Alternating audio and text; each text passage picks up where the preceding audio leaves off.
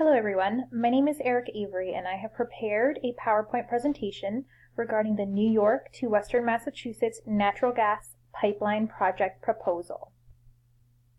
My role will be as a government agent for the habitat conservation sector within the EPA, or the Environmental Protection Agency.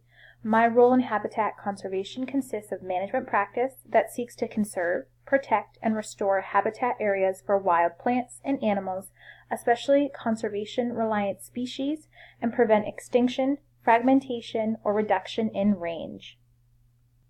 First, we must understand what this means. There are many values of the natural habitat and biodiversity. Impacts that need to be discussed are the natural causes and human impacts of projects that directly affect the environment.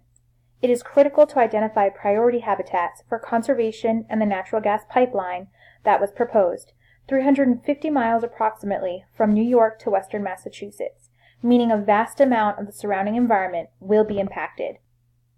So let's discuss some of the important key factors. The overview of project goals. The project goal of the New York to Western Massachusetts natural gas pipeline is to have gas moving through the pipeline from New York to Western Massachusetts. So this will start in Wright, New York to Dracut, Massachusetts. This is a 30-inch, 350-mile long, high-pressure pipeline that would have the capacity to bring 2 million cubic feet of natural gas to New England. However, communities are increasingly opposed to fossil fuels due to climate change and adverse health effect apprehensions. Abbreviated impact statement. This environmental impact statement was developed for a critical notion and recognition surrounding the New York to Western Massachusetts natural gas pipeline proposal, using a communal region issue-intensive method that integrates the contribution of those communities that will be affected by the project. It will also incorporate the pivotal focus of many regulatory agencies that will be responsible for regulating energy developments in the New York to Western Massachusetts natural gas pipeline proposal. This EIS includes an overview of the project or the purpose for the environmental assessment, descriptive measures for the biophysical and socioeconomic reference point conditions, assessment of potential impacts utilizing the community input, and elaborating on environmental and health impacts. The interview. Upon interviewing Erin Hardy, an experienced environmental scientist, particularly in soil surveying, she has further elaborated the impacts of this project and how it will directly affect the environment, habitat, and surrounding human population. The interviewee.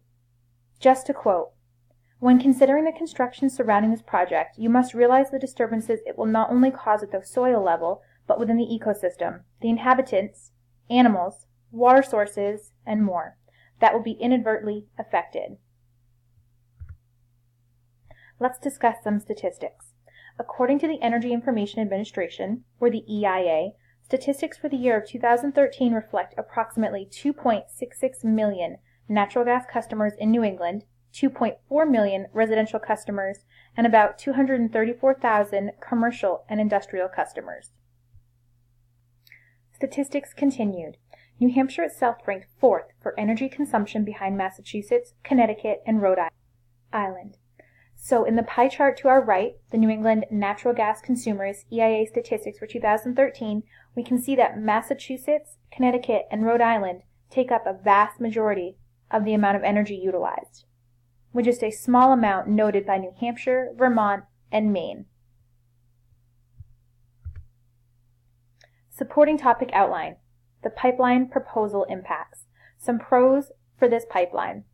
It'll provide an alternative and cost-effective option for resources, increase community and local jobs managing these projects. However, there are a notable amount of cons. Consumers in New York and New England paid between 5% and 41% more than national average for natural gas in March of 2017. They also paid more for electricity. Without a new infrastructure, certain areas will need to rely on higher cost sources. This project alone will cost $3.3 billion. Let's go over some environmental impacts, pros and cons.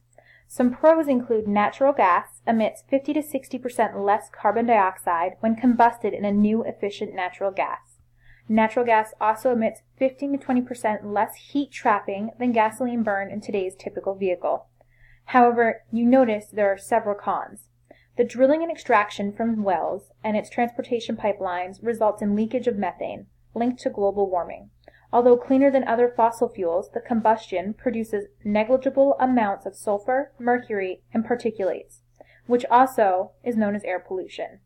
Construction and land disturbance, which may harm the ecosystem's habitat and migration patterns, are also affected. Water use and pollution include groundwater, surface water, and water use that could be a result of runoff from this construction or after the project. There are many health impacts, pros and cons to this as well. First, some pros include increased jobs, allowing more local opportunities, increased salaries for families of lower socioeconomic status. But let's go over some cons.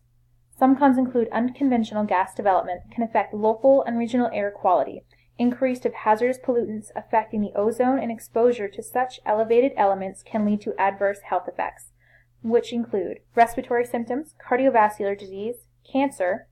Unconventional oil and gas development pose health risk of contaminated water in nearby communities. Hazardous chemicals in drinking water sources pose increased health risks as well.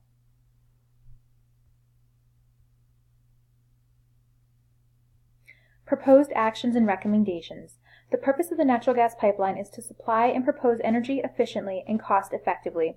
The overall cost of this project infrastructure is over $3 billion.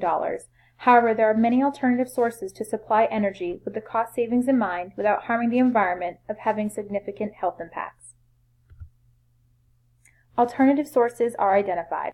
Hydroelectric energy. This method dams water and is used to generate continuous energy supply. Solar energy, which is radiant energy emitted by the sun and can be received without the use of solar paneling on houses and businesses. Wind energy is the use of airflow through wind turbines to mechanically power and generate for electric power. Biomass energy. Plant materials and animal waste are the oldest source of renewable energy. Geothermal energy. Heat from the earth, clean and sustainable, can be found in shallow ground and hot rock, found a few miles beneath the Earth's surface. Tidal power, a form of hydropower that converts energy obtained from the tides to electricity. Let's discuss why this is important.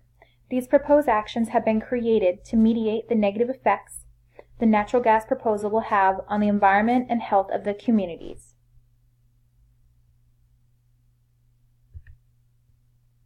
Mission for opposition of proposal.